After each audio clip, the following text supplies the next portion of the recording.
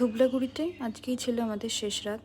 Dinner টেবিলে বসে মনে হচ্ছে জায়গাটা যেমন শান্ত, তেমনি নিজের মতো করে সুন্দর। এখানকার প্রকৃতি, নিরিবিলি পরিবেশ আর মানুষের আন্তরিকতা সত্যি মনে রাখার মতো। তবে একটু অসুবিধাও আছে। নেটওয়ার্ক ও যোগাযোগ ব্যবস্থা খুব একটা ভালো না, আর শহরের মতো সুবিধাও সবসময় পাওয়া যায় না। তবু এই শান্ত পরিবেশ আর স্মৃতিগুলো অনেক দিন মনে থাকবে। এখানে রাতে প্রথমে ডিনারের মেনুতে ছিল একটা ভেজিটেবল সবজি, যেটা গাজর দিয়ে বেগুন দিয়ে করেছিল। খেতে বেশ ভালোই হয়েছিল।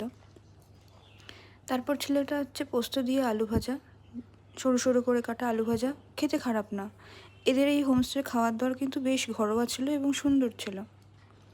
তারপরে এখানে দিয়ে দিয়েছিল পনিরের তরকারি, এটাও ভালোই খেতে ছিল। আর শেষ পাতে ছিল একটা রসগোল্লা।